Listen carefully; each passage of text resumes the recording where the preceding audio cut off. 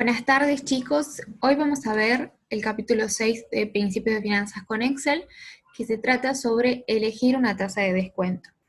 Es un capítulo muy importante, ya que como verán en el largo del cursado, para la mayoría de los ejercicios, como ser uno de los más importantes, VANITIR, se tiene en cuenta una tasa de descuento.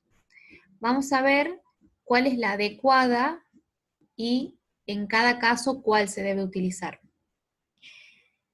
Es muy importante la tasa de descuento, ya que esta tiene en cuenta el riesgo de los flujos de fondos que se deben descontar, ya que estos flujos de fondos descontados sirven para sacar el VAN y la TIR. Y en muchos casos el costo de financiamiento es una buena tasa. Esto lo vamos a ver más adelante, es cuando los flujos de fondos son casi seguros. Quiere decir, por ejemplo, cuando vamos al banco y sacamos un préstamo. Es una buena tasa ese costo de financiamiento. También, en otros casos, que lo vamos a ver en muchos ejercicios, sería el costo de capital medio ponderado. Ese se tiene en cuenta al momento de que las empresas realizan inversiones.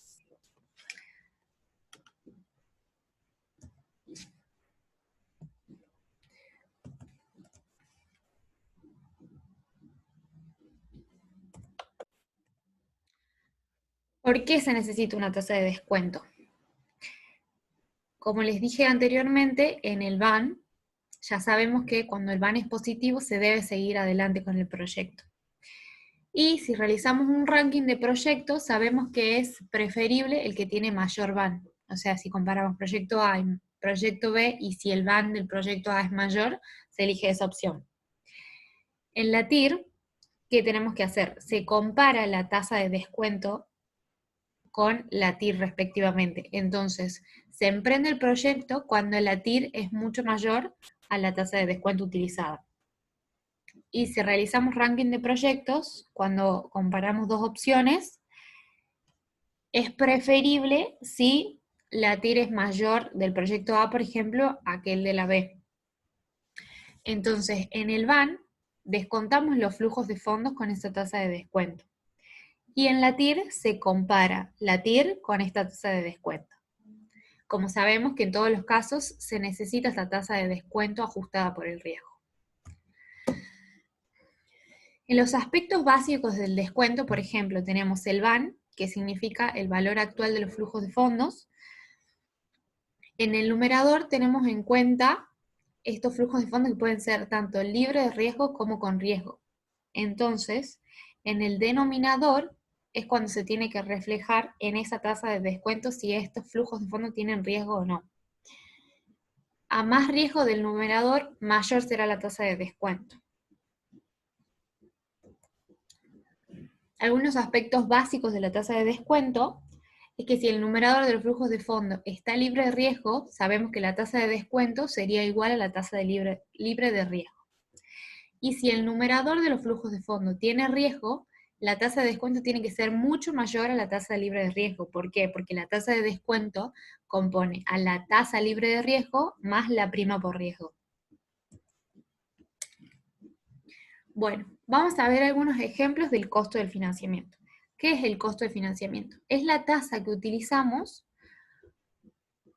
en la cual conseguir el dinero necesario para una inversión. En esto me explico, sería como que yo necesite dinero y vaya a pedir un préstamo en el banco.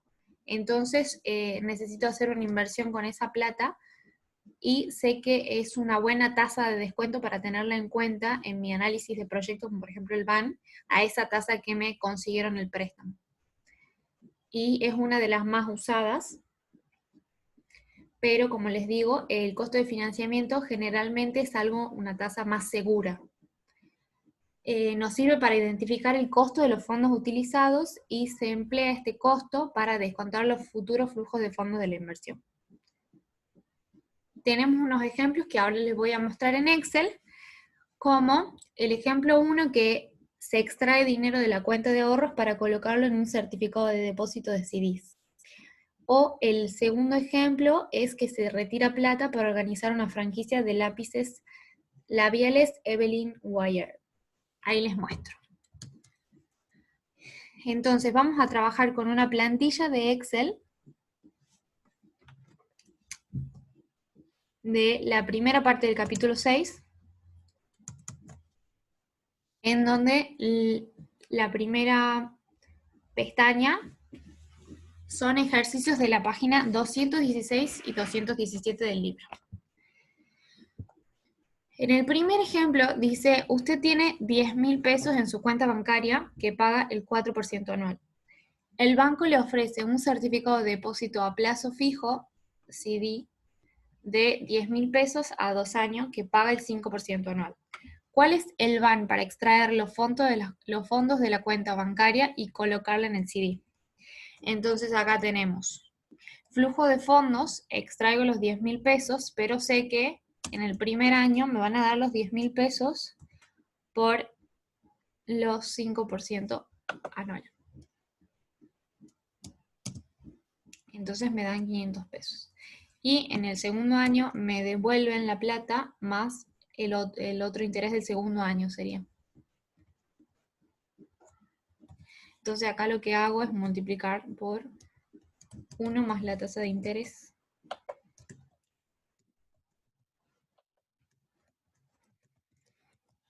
Entonces estos son los flujos que yo obtendría, ¿sí? Entonces saco el BAN, ponemos la tasa. En este caso sería, como ya hablamos, el costo de financiamiento como tasa adecuada.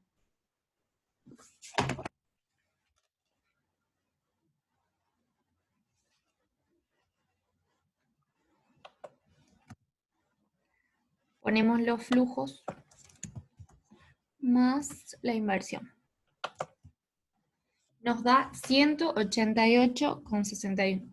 Como vemos, el BAN es positivo, así que es buena la inversión. Pero ¿qué pasa? ¿Cuáles son uno de los inconvenientes de esta operación? Sería el riesgo de liquidez. O sea, yo con esta inversión pongo 2 años la plata en este ahorro con certificado de depósito. Quiere decir que yo no voy a disponer del efectivo en estos 2 años. ¿Y qué puede pasar? Puede ser que la tasa del banco en la cuenta de ahorro suba y esta tasa del 5% ya está fijada. Entonces yo podría perder plata por ahí en esos 2 años. Y ahí terminaría el primer ejemplo. El otro ejemplo en el que se utiliza el costo de financiamiento sería la franquicia de lápices labiales. Dice, usted dispone de dinero en su cuenta bancaria ganando el 4%. Le ofrecen las franquicias de lápices labiales Evelyn Wayer. Dice que paga 1.000 pesos hoy y obtiene un carrito de lápices labiales para vender en el shopping. Después de un año, el ingreso de dinero esperado es 1.500. Entonces acá tenemos ya los flujos y esta es la tasa de descuento a la que estaba en el banco, su plata en el banco. Sacamos el BAN.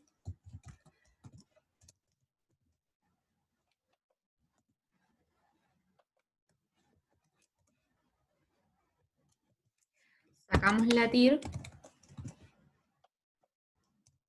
y vemos que es 50%. O sea, si comparamos, la TIR es bastante atractiva como inversión, pero ¿qué tenemos que tener en cuenta?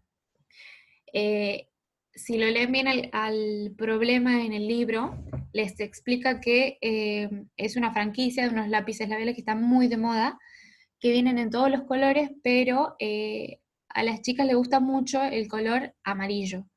O sea que sería uno de los más vendidos, pero nada le garantiza a ella que después de un año ella va a vender todos los lápices labiales y pueda recuperar la inversión y ganar esos 500 pesos. Entonces, en este caso, la tasa de descuento no sería la adecuada. ¿Por qué? Porque estos flujos no tienen tanta certeza como la tendría la plata en el banco. Entonces no está reflejando ese riesgo. ¿Ves? Como acá yo había puesto que no era la tasa de descuento apropiada. Y que nosotros más adelante vamos a ver las tasas ajustadas por riesgo, que una de las más comunes es el costo de capital medio ponderado y el modelo de descuento de dividendos de Gordon. Así que ahora vamos a pasar al siguiente ejercicio. Esto es un ejercicio de comprar versus alquilar teniendo en cuenta los impuestos. El ejemplo habla de una presencia del impuesto, como acá se ve, del 40%. Entonces, esto refleja un factor muy importante. Entonces, ¿qué dice? Si los impuestos constituyen un factor que interviene, se utiliza el costo de financiamiento, pero después de impuestos. ¿Qué dice el ejemplo? Su empresa precisa un nuevo ordenador. Las alternativas son adquirir el ordenador por 4.000 pesos o contratar un leasing. Una compañía de leasing le ha ofrecido un leasing que involucra un pago de 1.500 pesos ahora y 1.500 al final de cada uno de los años del 1 al 3. Un método de financiamiento alternativo es pedir prestado el dinero al banco que cobra el 15%. Su empresa tiene una tasa de impuesto del 40% y si adquiere el ordenador puede amortizarlo durante 3 años. Entonces acá tenemos ordenados los datos. Tenemos lo que cuesta comprar el activo, lo que se paga anualmente de leasing, la tasa bancaria después de impuestos y tasa de impuestos. Entonces, perdón.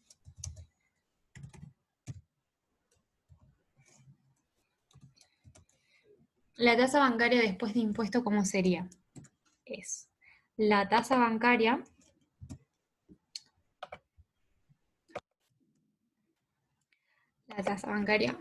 por 1 menos la tasa de impuestos.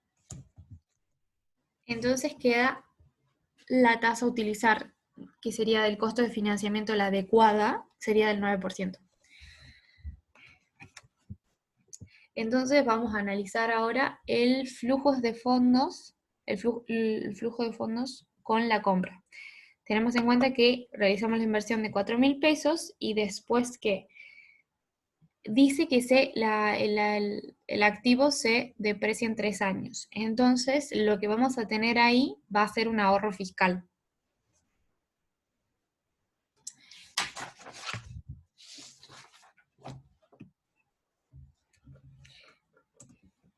Entonces, tomamos el costo del activo, esto lo fijamos porque lo vamos a seguir arrastrando, se lo divide en 3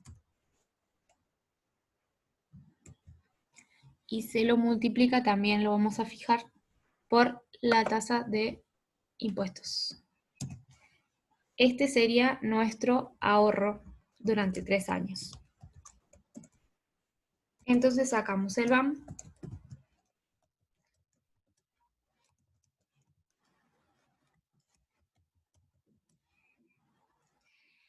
Y atentos acá, vamos a utilizar la tasa bancaria después de impuestos.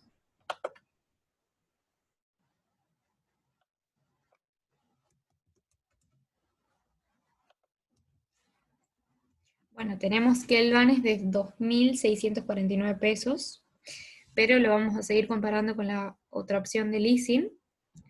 Sabemos que se paga 1.500 pesos ahora y siempre, pero tenemos que tener en cuenta también el ahorro fiscal. O sea, nosotros pagaríamos 1.500, lo pongo en negativo,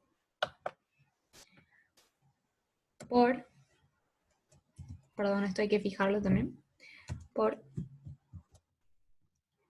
1 menos la tasa de impuestos.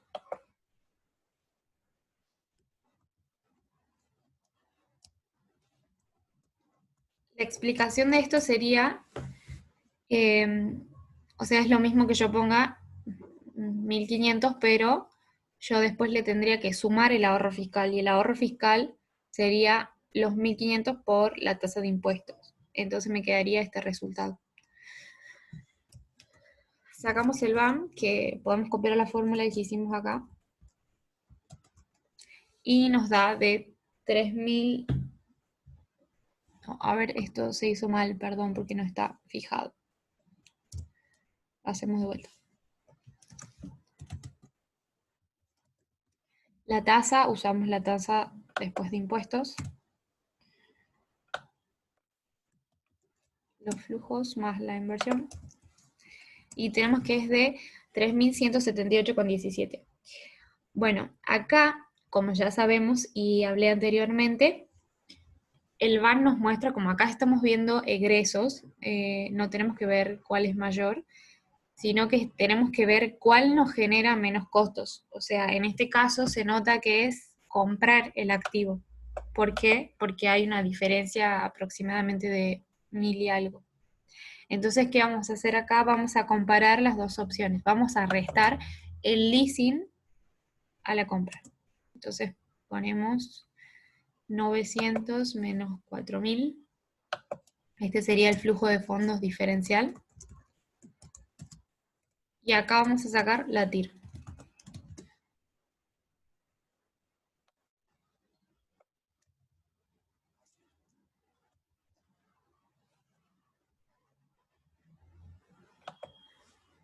Ay, perdón, me dio esto mal. Ahí está, el 18%. Bueno, ¿qué podemos concluir con esto? Estamos viendo que alquilarlo, o sea, sería el leasing, es el doble que si utilizamos esa plata para pedir prestado al banco. Porque estamos viendo que el banco nos ofrece una tasa del 9%. Entonces nos sale el doble de caro. Acá también lo podemos ver de esa manera. Copio las celdas de acá porque son las mismas. Es dinero ahorrado después de impuestos por leasing. Y acá volvemos a sacar la TIR.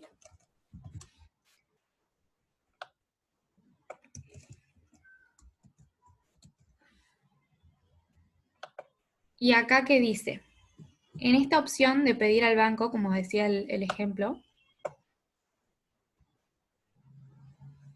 dice, un método de financiamiento alternativo es pedir prestado el dinero al banco que cobra el 15%, teniendo en cuenta los impuestos del 40%. Entonces, ¿qué vamos a hacer? Vamos a, esta sería la misma celda, y vamos a usar la función pago para determinar qué es lo que tiene que pagar. Entonces sabemos que la tasa después de impuestos es 9%.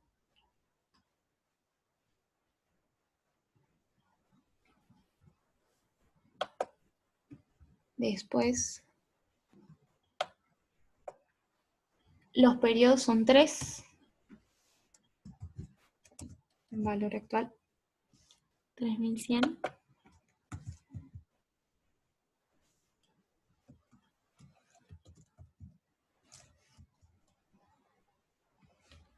Perdón, esto hay que fijar esto y esto, así quedaría. Y como utilizamos la tasa del 9%, estamos viendo acá que si le pedimos plata al banco, es efectivamente el 9%. Y vemos que nos sale el doble.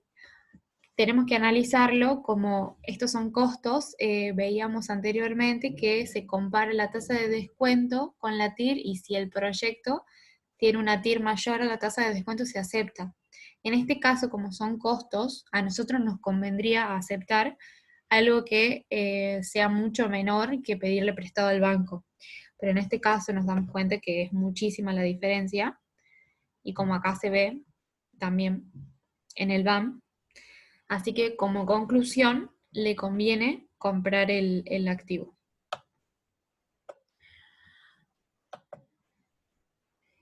Ahora después vamos a pasar a costo de capital medio ponderado, así que vamos a explicar un poco ese tema.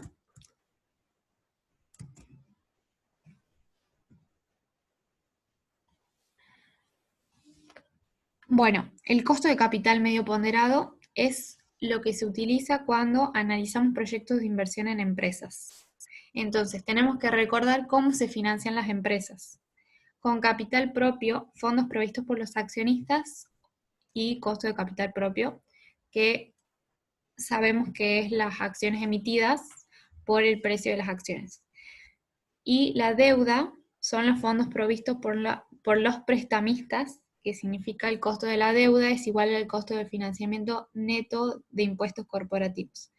Sería la tasa de la deuda por 1 menos la tasa de impuestos. Y recordamos cuál es la fórmula, que es RE es el costo de capital propio de la empresa, es el retorno requerido por los accionistas, por el valor de mercado del capital propio de la empresa sobre E más D, que sería el porcentaje de capital utilizado para financiar la empresa, más el costo de la deuda de la empresa, que sería el retorno requerido por los tenedores de deuda después de impuestos, por el valor de mercado de la deuda de la empresa sobre el porcentaje de deuda usado para financiar la empresa. O sea, eso quiere decir las proporciones de E sobre E más D y D sobre E más D. Es solo refrescar la fórmula que ustedes ven en práctica, la vamos a aplicar acá a los ejercicios de Excel. Entonces sabemos que R es el costo del capital propio, es el rendimiento demandado o esperado por los accionistas, que se incrementa a medida que crece el riesgo del ingreso del accionista. El costo del capital propio después de impuestos sigue siendo RE porque los pagos a accionistas no es un gasto deducible a efectos impositivos.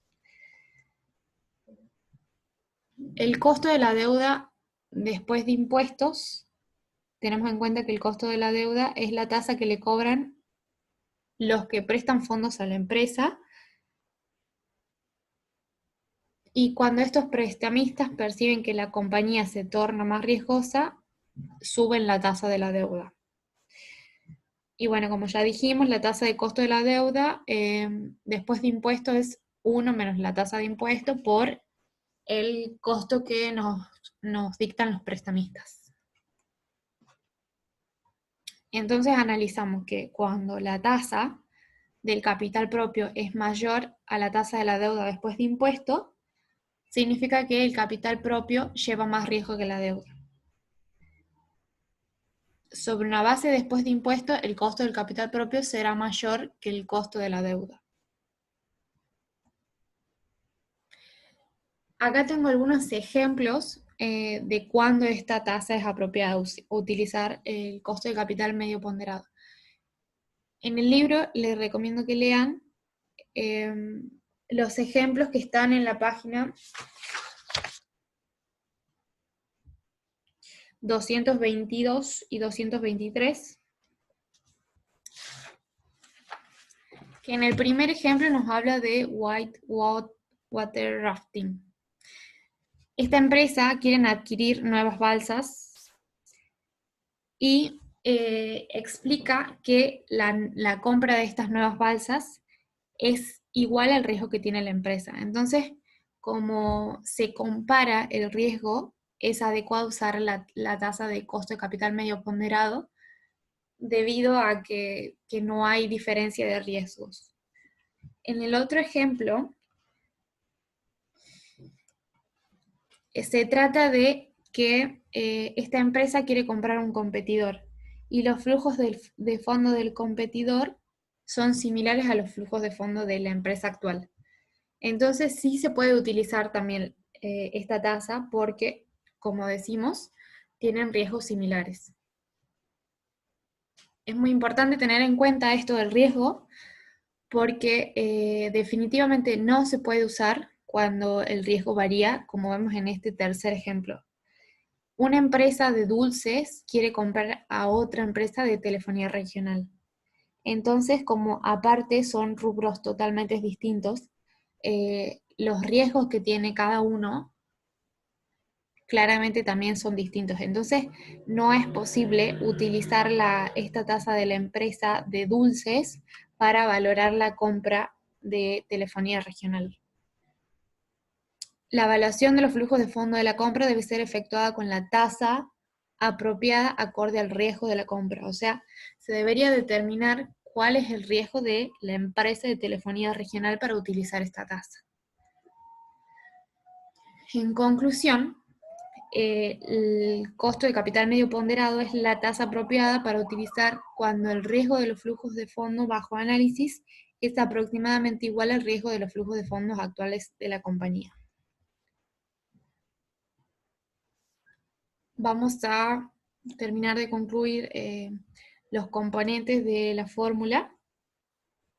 Tenemos que, ya sabemos que E es el valor del mercado de capital propio, que se compone por las acciones, por el precio corriente de la acción. La letra D es el valor del mercado de la deuda. Y TC es la tasa de impuestos. RD es el costo de la deuda, tasa de endeudamiento de la compañía. R es el costo del capital propio. Y se va a usar mucho R en el modelo de dividendos de Gordon. Entonces vamos a aplicar esto a la práctica. Acá tenemos un ejemplo de Unión de Transportes. Unión de Transporte tiene 3 millones de acciones en circulación. El precio corriente de la acción es de 10 pesos. La compañía considera que sus accionistas requieren un rendimiento anual del 20% sobre sus inversiones. Este 20% es el costo del capital propio de la compañía, RE. La compañía también pidió prestado 10 millones al banco a la tasa del 8%. Este es el costo de la deuda RD. Unión de Transporte tiene una alícuota impositiva del 40%. Entonces acá tenemos plasmado todos los datos y tenemos que determinar E y el costo de capital medio ponderado de Unión de Transportes.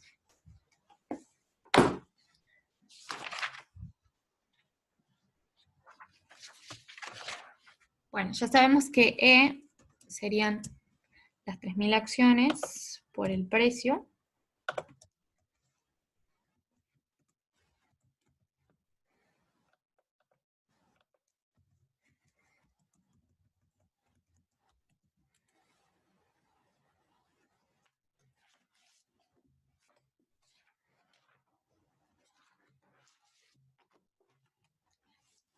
Y bueno, para sacarle, simplemente vamos a seguir la fórmula, que aquí les puse yo para que no se olvide nada. Tenemos el costo de capital propio, tenemos que es del 20%, por el valor de mercado del capital propio, 30 millones, dividido en E más la deuda,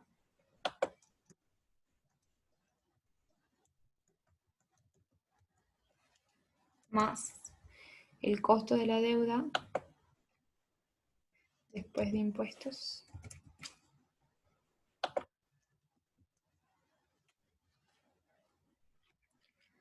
por la deuda sobre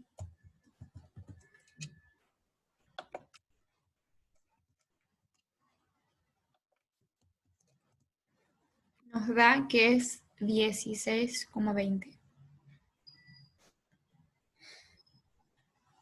Así que esto nos quedaría el costo de capital medio ponderado de Unión de Transportes. Como ven, es un ejemplo bastante fácil por lo que solo tenemos que aplicar la fórmula. Pasamos a otro ejemplo.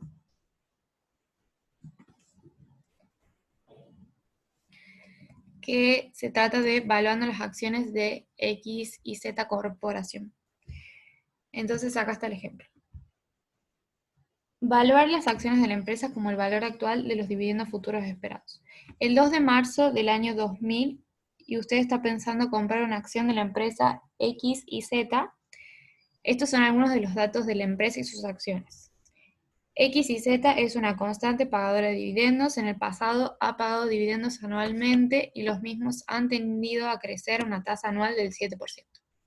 La empresa acaba de pagar un dividendo de 10 pesos por acción. este dividendo ha sido pagado el 1 de marzo, fecha tradicional de pago de dividendos de la compañía. Usted quiere evaluar las acciones de X y Z descontando la corriente futura de dividendos esperados para predecir los dividendos futuros de X y Z Corp. Usted asume que los dividendos crecerán a una tasa del 7% anual.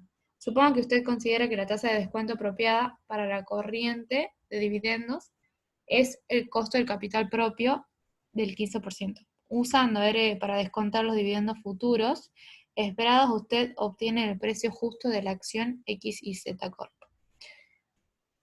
Entonces, ¿cómo determinamos el valor de la acción? Acá está la fórmula. Como sabemos en el modelo de Gordon, es el dividendo actual por 1 más la tasa de crecimiento, que es el 7%, sobre RE, que es el costo de capital propio, menos la tasa de crecimiento.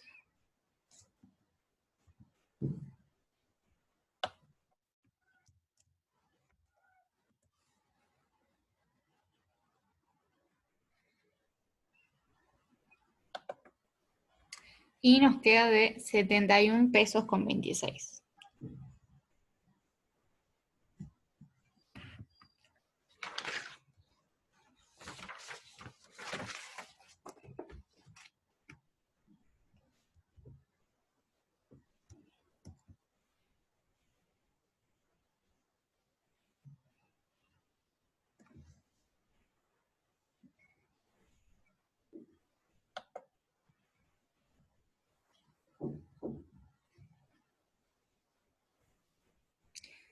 Acá me olvidé de poner, perdón, paréntesis. Y ahí está, ese sería el resultado correcto. Mil disculpas. Sería 133,75. Y ahí sí está terminado este ejercicio. Todos estos ejercicios lo pueden encontrar en el libro y están detallados por la página en la que se encuentran. Ahora pasamos al siguiente, en donde usamos el modelo, pero se calcula el costo de capital propio. Entonces acá tenemos la fórmula, que sabemos que el costo del capital propio sería el dividendo 0 por 1 más la tasa de crecimiento sobre P sub 0 más la tasa de crecimiento. Entonces, ¿qué tenemos acá? Tenemos todos los datos del dividendo 0, el P sub 0, la tasa de crecimiento, entonces solo nos quedaría reemplazar. Tenemos dividendo 0 por 1 más la tasa de crecimiento dividido en P sub 0 más la tasa. Y nos quedaría de 20,96. Y acá esta sería lo mismo, solo que cambia la tasa de crecimiento de dividendo. Entonces volvemos a repetir. El dividendo 0 por 1 más la tasa de crecimiento sobre P sub 0. Perdón. La tasa de crecimiento más 5%. Quedaría 17,60.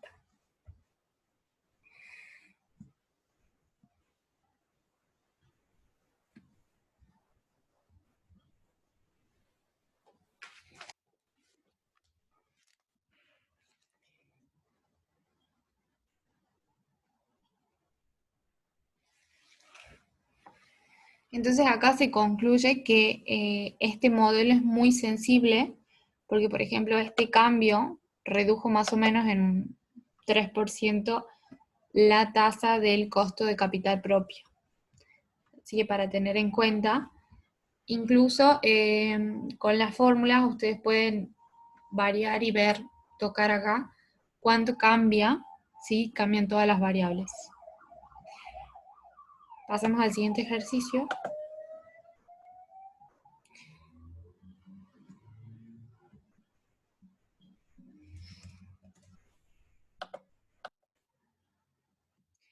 Se sigue utilizando el modelo de Gordon, así que les voy a leer el ejemplo. En la empresa Courier Corporation se aplica la fórmula de costo de capital propio de Gordon. Esta es una editorial que ha experimentado un rápido crecimiento de ventas y utilidades. El ciclo contable de Courier cierra el 30 de septiembre. Usamos el modelo de dividendos de Gordon para calcular el costo de capital propio al final de septiembre de 2002. Para utilizar el modelo de Gordon para calcular el costo de capital propio en la celda B14, precisamos de los siguientes supuestos. El precio de la acción P sub 0 es conocido, que acá lo tenemos como 37,99, que ese cálculo es del 30 de septiembre del 2002. El dividendo corriente por acción, dividendo cero, es conocido por dividendo corriente, queremos decir el último dividendo pagado por la empresa. En este caso sería el dividendo del año 2002, que sería de 0,40 por acción. Y la tasa de crecimiento promedio de los dividendos puede ser obtenida. Bueno, entonces, ¿cómo se obtiene? Acá les dejo cómo se obtiene. Ya sabemos que, o sea, se varía el último año sobre el año base y se saca la raíz de los años que han pasado menos 1. Entonces, la tasa de crecimiento de dividendos sería el dividendo del año 2002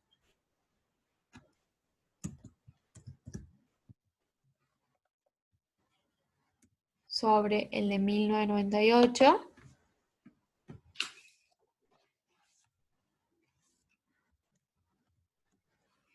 elevado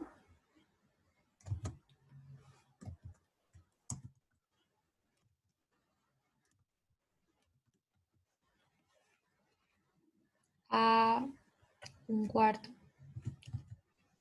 Esto es la raíz. Así también se saca la raíz, si no pueden usar la fórmula potencia y después lo elevan a un cuarto, también es lo mismo.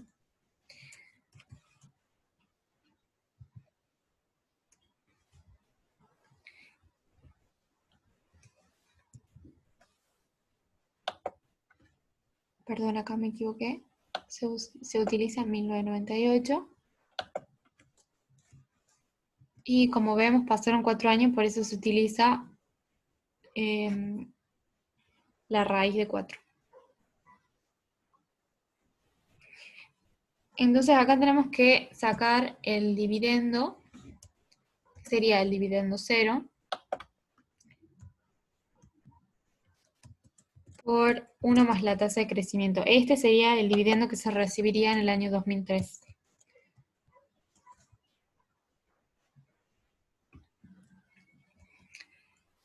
Entonces, sabemos que el costo de capital propio es el dividendo 0 por 1 más G sobre P sub 0 más G. Pero como hemos sacado también el dividendo 0 por 1 más G, es el dividendo del año 2003, así que queda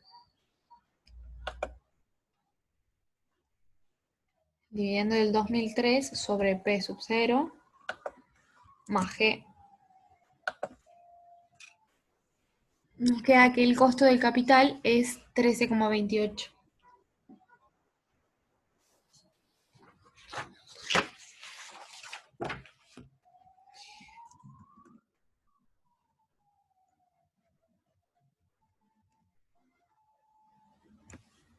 Y pasamos al último ejemplo.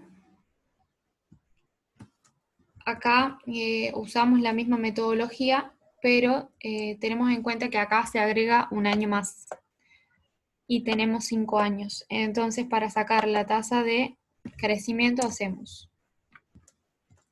el dividendo del año 2002 sobre el de 1997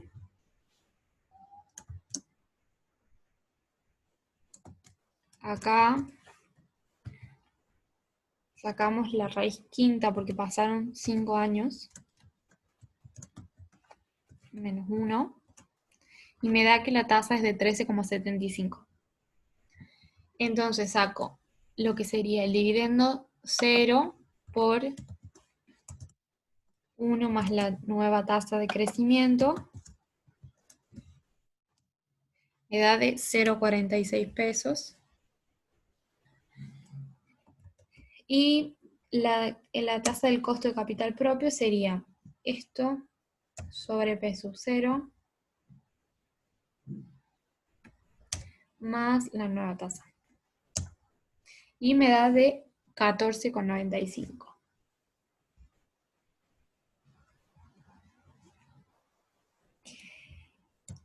En esta alternativa nos cambia, directamente probamos con una tasa de crecimiento que se dictamina que va a ser el 15%.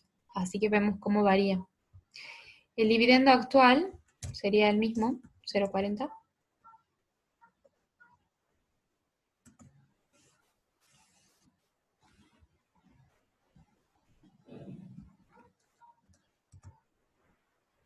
Entonces sacamos el nuevo dividendo del año 2003, que sería esto, por 1 más la tasa de crecimiento.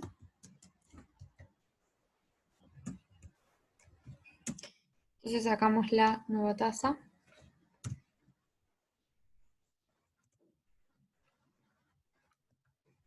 Y nos queda del 16,21.